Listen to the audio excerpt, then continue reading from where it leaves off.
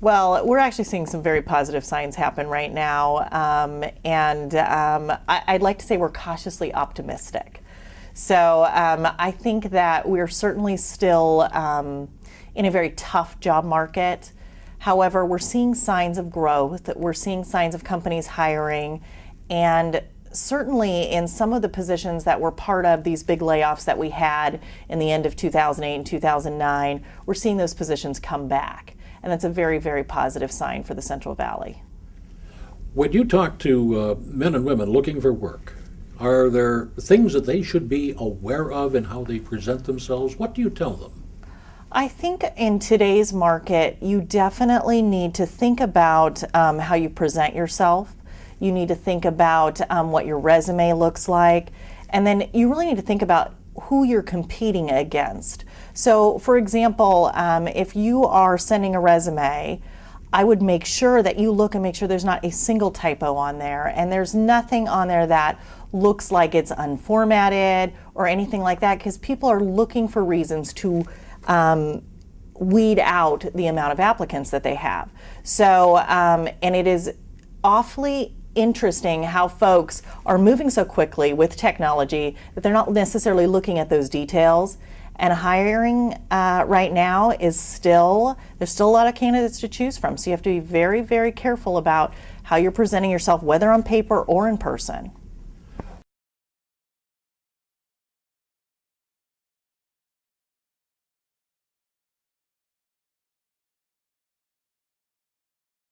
Dan, would you explain what you mean by personal branding? Personal branding is all about figuring out what makes you different and special so you can stand out in the marketplace and have a successful career. And I think it's more important now than ever before. As you're saying, the job market's terrible. There's actually 2 million recent graduates who haven't found work right now. 40% of people have degrees, and a lot of them haven't found work. So it's really important to figure out what really makes you different. Why would someone want to hire you? And then using the online tools such as Facebook, Twitter, LinkedIn, possibly a blog if you're committed to doing it, and a website in order to be found, because the internet is the global talent pool. It's where all the recruiting is being done right now. And if you don't exist there with an online presence, then you're not going to be found. And if you have an online presence, then you have to manage it, not just for 2 hours or 4 days, but forever. And you got to become an expert at something. What would you suggest for people who have been looking for jobs so long without any luck at all? How do they keep motivated? And if you're not really passionate about the job you're going for, then you're probably going to give up too easily. And your body language and your facial expression, your smile, your handshake during an interview, and your eye contact are going to show them that you're not really interested, which means you're not going to get the job anyways. So really figuring out what you want to do and investing all your time in those job functions, that's really going to help you and not waste your time. What about social media? How conversant should a job applicant be with things like Twitter, Facebook, and the like? Well, I think certainly your personal network is going to be very, very critical in your job search right now. So utilizing social media is going to be extremely important. I think most of the business community is still using avenues like LinkedIn and things like that. I think you need to be cautious if you're using some of the more social type media, like Facebook and Twitter, because I think there are some mixed messages. But if you're going to be visible out on the web, I think that you need to be very careful about the image you portray. Employers certainly can look at that. And would they make a decision based on what's put on your Facebook? Perhaps.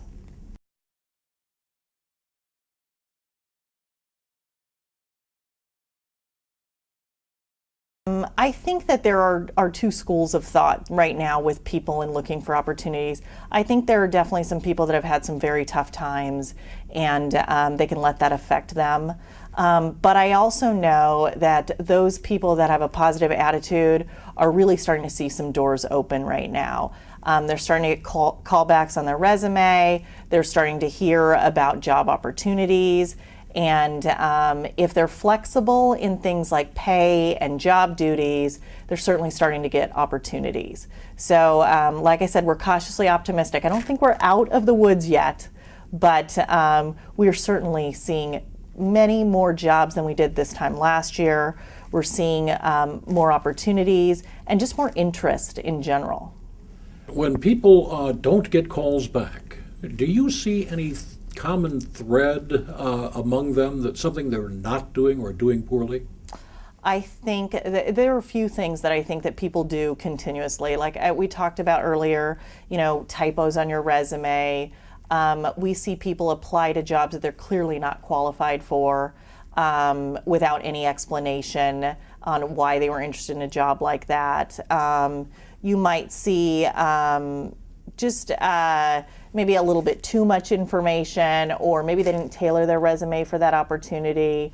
But I think as people are looking, they're applying to maybe every job on the internet rather than the jobs that are going to fit them. And I think the reality is when a hiring manager gets, a couple hundred resumes to look at, that could be a reason why they don't get a call back. Use your network. Make sure that you are continually talking to people about your job search. Make sure that people know on a personal level that you're still looking for work, not just on a submit your application type level. Dan, in summing up, give us the elevator pitch, the nugget of advice that you would offer job seekers. Would just be brand yourself for the career you want, not the job you have, and then brand yourself before someone else does it for you. If that doesn't convince you, then you're in trouble. because if you don't take control of your brand online, then other people will, and you won't be in control of your first impression. And your first impression means everything in this world, where your first impression isn't your first step into an interview anymore. It's your employer Googling you. What would you like to add that we have not talked about? I think that when you're looking for a job in today's market, it's critical that you remain positive and that you really do think about all opportunities. I think when we're at a pretty high unemployment rate, you may not find the perfect job, but I think you can find a job that will help you with your self-esteem, learn a new skill. And if you're flexible in today's market, whether it's in pay or job duties or location, I think you'll come out of this recession, you'll do fine, you'll learn some new things, and the world will change. We won't go through something like this forever.